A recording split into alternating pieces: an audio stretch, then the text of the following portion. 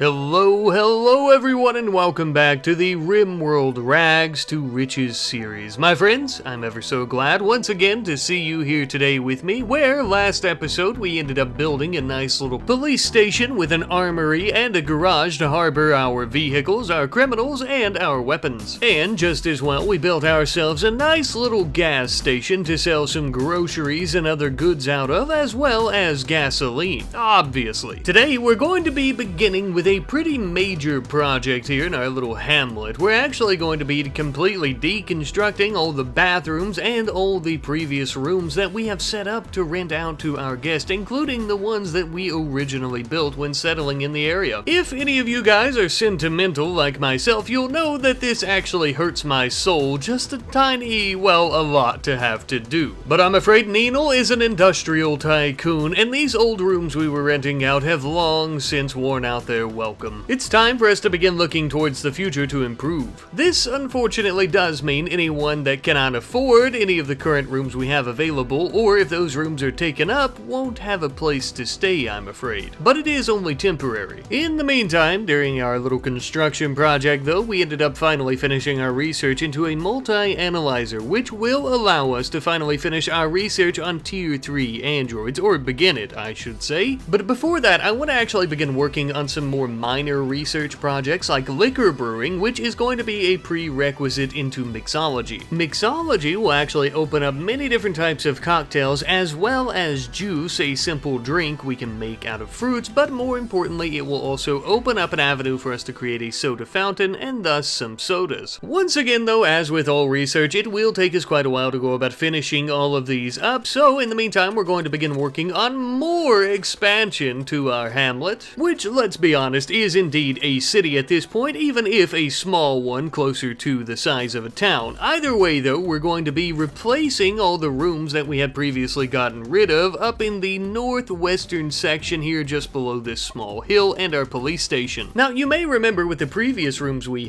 basically had a very tiny little storage closet with a bed in it that only costs $10. Well, we're going to be setting a new standard with these rooms. Now for $10 a night, you can have a much nicer, more proper room that actually has a bed, an end table, a plant pot, a dresser, all of the basic amenities. Because, my friends, as we continue improving and expanding, we need to expand and improve our quality. By the point that we were done with these new rooms, we had also finished our research into mixology, but we're not done with our construction by far. We would continue putting a heavy focus into some replacement rooms for the ones that we had destroyed, and as you can see, we're actually putting these just above the cheaper ones that we had built a moment ago. They're also going to be just west of our other ones that we had built last episode, and they are all going to cost $80 as for right now. This may be something that I change later on, but for now I feel that the quality of these rooms is akin to what we had previously had for our luxury rooms in the old spot. I'm pretty pleased with how they turned out. I also like the fact that we are kind of filling out this spot here in the city itself as well, and I saw a lot of you guys saying that you thought the showers and the latrines were pretty good for the more cheap rooms, as you might imagine. Somebody that's only spending $10 on a room probably won't be staying here for all that long anyhow, so I just put in some public restrooms. By the time we were finished with those rooms though, we had finally recruited Crow into our ranks, one of the Outlanders who tried to slice our faces off last episode and wear it around as a necklace, but now Crow is our friend, so, you know, it's cool. I'm afraid for that though, Crow, you're going to have to work here for free, other than room, board, and some food, just like everyone else. But it's about damn time. We are long overdue for us to go about building our multi-analyzer. The only issue is we don't have near enough gold, which does complicate things just a little bit. Luckily though, we have a truck that we can load to the absolute brim with hot sauce, smoke leaf butter, and leaves and joints to go about doing some trading for gold. We would end up traveling to a nearby rebel city, the same one that Nenal is from, from. By this point, the townsfolk as well as the local police force have become quite accustomed to our travelings and tradings, and thus they are excited to see us. Many of them have even stayed in our dwellings from time to time. Given our great relations, we found it quite easy to trade off many of our goods for some gold, and we began making our way back home. After arriving, we got the gold out of the truck, and it was finally time for our multi-analyzer, baby. And with this bad boy, it is time for us to begin our research into Tier 3 androids, the best of all, or at least for what we plan on using them for here, basically corporate slaves, but don't tell them that. Once again though, in the meantime, we're going to begin some more expansion projects, this time on our gas station. I was none too happy or pleased with how it ended up last episode. I liked it for sure, but I think even then I mentioned I want to make it much larger, so I actually ended up adding a new area where we can cook meals in-house,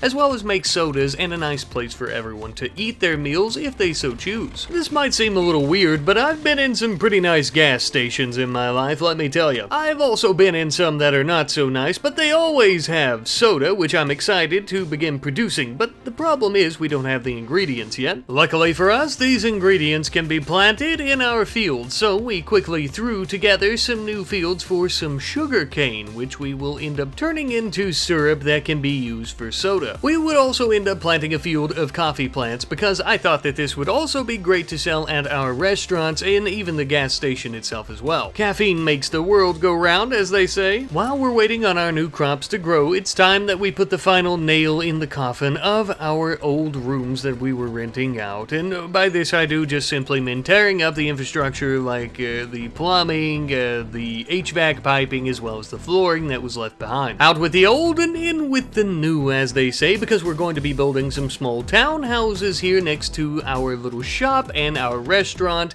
as well as the other houses we have been renting out so we can make room for more tenants and thus make more money. Another big reason I ended up wanting to put these houses here and the rooms that we've been renting out in another spot is because it doesn't seem like if you're renting a place you would be all that interested in living next to a hotel where people are going to be constantly in and out, of course. Speaking of which, we have a young 15-year-old lady by the name of Fernanda who is looking for a place to rent. A little bit strange that a teenager would have the money to rent out their own house, but I assume she has a job somewhere. I don't care. Money is money. Later on into that night, we also finally finished up our research into Tier 3 androids, which I was ecstatic for. Finally, some proper workers who aren't complaining about being hungry or needing to sleep. We quickly began throwing together the pods and the workstation that we would need to properly begin making our androids, but there was one little problem. Even though we have all the proper production areas now built in our laboratory, we don't quite have the skill set required to make a Tier 3 android brain, but we are pretty close. As you can see, it requires a crafting of 10 and intellectual of 10, while Jor here has a crafting of 8 and intellectual of 9, with those both increasing slowly. First and foremost, we're going to work on his crafting by letting him roll some more smoke leaf blunts, as well as make some concrete for our construction projects, and that should help us out quite a bit. The concrete that Jor is working hard to produce will end up being used on more roads. At first here, we're going to be outlining how we want to put in more of these townhouses with our road wrapping back around and tying in. And for now, I'm just going to build some hollow shells for these houses, basically just some exterior walls and a few interior so we know where the bathroom goes, and that's about it. As we continue getting more tenants renting out these buildings, we'll eventually end up filling them properly with furniture. And then we had to take a step back for a little bit of time, watch everybody work, and just admire our work. I'm quite proud of how this city is really coming together and getting fleshed out. It looks much more uniform now as well, which is really what we're going for with the city. For our next research project, I decided to begin working on electric pumps, as we need these for a prerequisite into washing machines. This would also be the perfect opportunity for Jor here to begin working on his intellectual skill as well, since we only need 1 point. It shouldn't take too long. However, I noticed that we hadn't been raided in quite some time. It would seem that the Confederacy of Banya had thought so as well, lurking deep within the trees that night, planning out their assault on our city. As they began to breach our perimeter, we had to rush out and engage them on foot, as our highwayman was too far away at the station. Not to worry though, as it didn't take us too awful long to bring it over into the heat of battle. We tried to engage with him before the group could split too many times, that way we could run over a large group of them. them. Many of these groups would end up chasing down our employees who had formed something of a little malicious square here, firing at them and killing them quite easily. In the meantime, our police vehicle was testing out the durability of its tires as well as its front bumper once more. Eventually, we had killed so many of these Thromboian tribespeople that they began to flee. We tried to chase them down as well. But with them gone, the only thing left for us to do was to go around to those who were remaining with some decent skill sets and go about trying to tend to their wounds and take them into our prison. Oh, you poor, dumb, unemployed fools. You have no idea what it's like to be part of the workforce, eh? Well, we'll fix that for you. We would finally finish up our extensive research into electric pumps, now allowing us to begin our research into washing machines. I touched on this towards the end of last episode as well, but you guys had the wonderful idea to go about making washing machines. That way, any tainted clothing we get from corpses like raiders, we can actually begin selling those after washing them. As we're working on more research though, I am once again going to be building some nice company housing for our employees. Unfortunately, as of right now, they've been staying in the homes we built to rent out for some tenants, and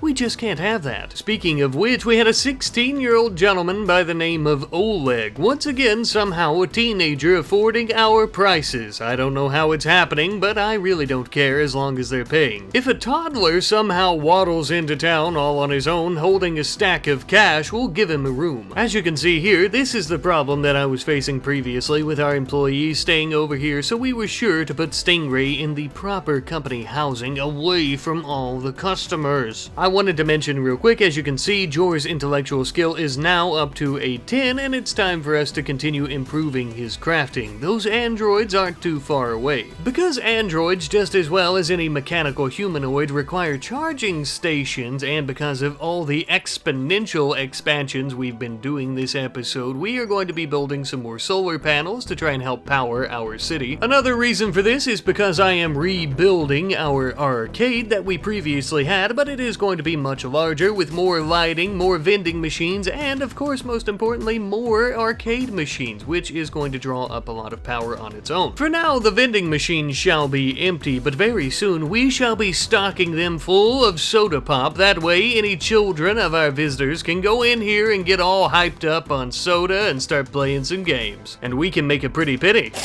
Speaking of sodas though, we do finally have our sugar cane ready for harvest, though most of it ended up dying throughout winter, unfortunately. Using plenty of berries and apples, we began making some different types of juices that we would be selling, but also this juice was crucial for making our soda syrup, which in turn we would end up putting in our soda fountain. Now, unfortunately, this kind of works like beer brewing, where it takes a few days for the soda to be produced, so it looks like it's going to be a moment. In the meantime, we are going to be undertaking a pretty large mining operation on one of these small hills that are just next to our police department and just above our rentable rooms. We had ended up moving thousands of tons of rock from this little hill here, but I was sure to leave some of these, that way it didn't totally collapse on us. I believe that this is going to end up being the site of our hospital, which is something it would seem that many of you have been requesting I build for quite some time now. It does only make sense that a city would have the proper types of resources like a police station and hospital at its disposal. A few days later, and our first batch of soda was finally ready. If you guys have any special names or specific names that you'd like to give to our very brand of soda here, be sure to let me know in the comments section. We would once again end up having a nice 45-year-old gentleman looking to rent out one of our rooms. He appears to be a builder or constructor of some sort.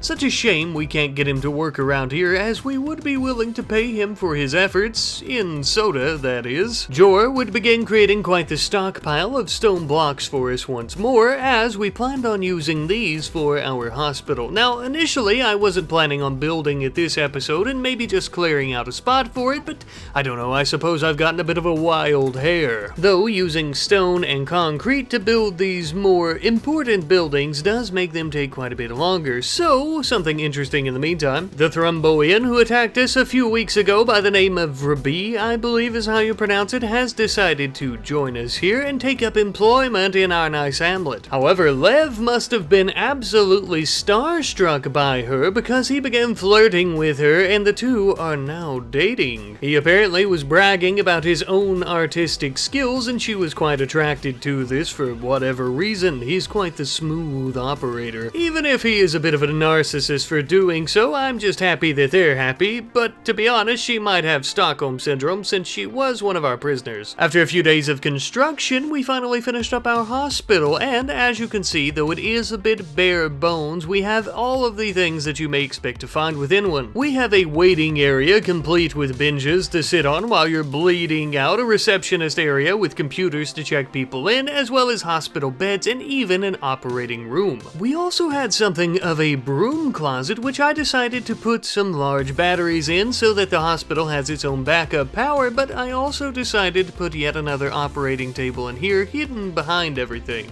Many of you seem quite eager for me to have something of a black market organ dealership here, and this could be the very start of that, I suppose. But no hospital would be complete without a proper ambulance, so we ended up building one. It'll most likely just be for show, although I suppose we could take it out to go about picking up raiders and bringing them back to the hospital for our black market section of the hospital itself, or perhaps I guess also transporting our people back very quickly if need be and we have no other vehicles around. It does need a name, however, and I'm sure you wonderful people could help me out with that, eh? Speaking of which, we ended up getting a great name for our highwayman last episode, which is going to be Crown Vic. This wonderful name comes from our friend Ulfed Nardwarf 9347, with it being in reference to the popular police vehicle that was in use for many years, which I am actually quite familiar with. Our friend Nardwarf here also was talking about possibly when we get to the moon, if and when our private space company gets off the ground, no pun intended, we maybe do some casinos up there, which I think is a really awesome and ambitious idea. We would also finally finish up our extensive work into the research of washing machines, a very complex technology, no doubt. I also wanted to show off by this point we have quite a few sodas in our refrigerators in the gas station. As you can see, our refrigerators are absolutely chocked to the brim with sodas, hot sauce,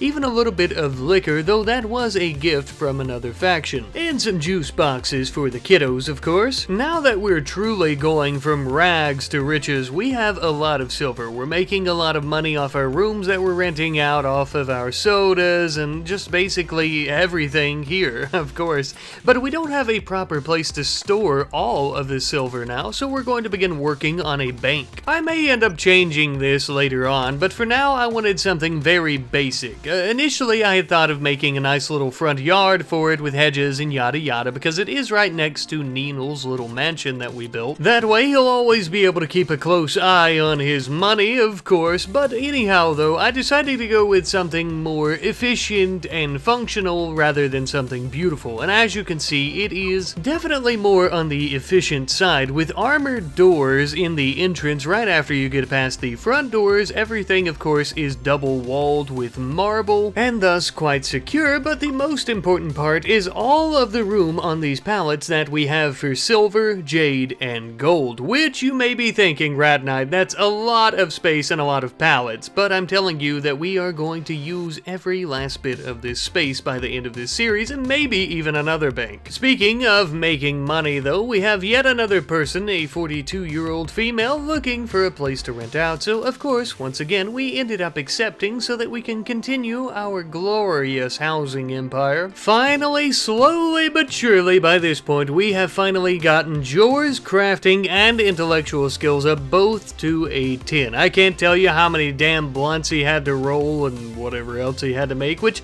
I don't know if blunts actually increased it, which is probably why it took so long. But anyhow, we did finally get the skill up to 10. And with these skills, my friends, finally, by the grace of God, our crowning achievement today, not only today, but throughout this entire series thus far, and on this planet, we shall build our first android. I introduce to you Roland. He didn't actually require a Tier 3 android brain, so my guess is that he's not actually sentient, more like a very complex mechanoid who can do human tasks, such as manning the register at the gas station, making sales for us all damn day long, which is going to be his sole task and sole purpose in this world, unless we end up changing it later down the line, but for now. Technically, since I didn't need to make the brain, I was incorrect originally when I said I had to get the intellectual and crafting skills up to 10 when it was only the crafting skill, because we still needed to be able to make the android, but whatever. I must say that I find a lot of humor in a cruel, self-hating kind of way that we would torture ourselves with so much work and research just to make a robot that can solely do the cash register. I mean, he can do all kinds of other things, but that is his sole purpose.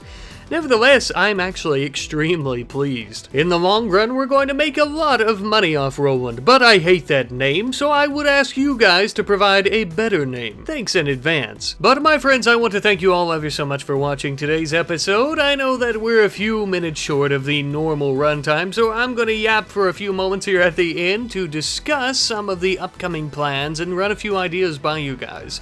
The first idea I actually just had a few moments ago, now that we have these androids, is what if we made enough of these androids? Because of course, most of our entire hamlet here, the entire city, at least in terms of our businesses and things like that, are going to be ran by androids at some point. Should we also do androids as our security force, as our police force throughout the city? We could very well be the very first city on the entire planet of Degum that has an automated police force. What could go wrong? Allowing the free will and punishment of humans into robot hands? Nothing would go wrong, I'm sure. Some other things, of course. I wanted to ask you guys if you're pleased with how this series is currently going, and basically the way that I've been handling it. As you may have noticed in this episode, though it is a little bit shorter in the gameplay department than others, in terms of our footage, we're not doing a lot of raids. I have the storyteller settings down a bit so that anytime we get an attack or something, it's pretty small, and I'm normally only showing the bigger, more important ones. This series so far has been mostly peaceful for the most part, kind of, sort of, and it's mostly just been about building. It seems that a lot of you like that, but I guess I just want to put the question out there and make sure that everyone is quite pleased. Would you like to see some more fighting? What would you like to see? Because I'm sure we can make it work, or I could just show more footage. Any questions or concerns or anything like that, suggestions, I am always happy to hear them in the comment section. I'll try to get around to you as soon as I can. But once again, my friends, thank you ever so much for watching today's episode. I am cutting this short once more, mostly because I am trying to set up our next Clone Army series, Season 3 of the Clone Army, so I want to throw that in there as well, because you can expect to see that series starting in the very near future. I love you guys, though, and I will see you next time. Goodbye.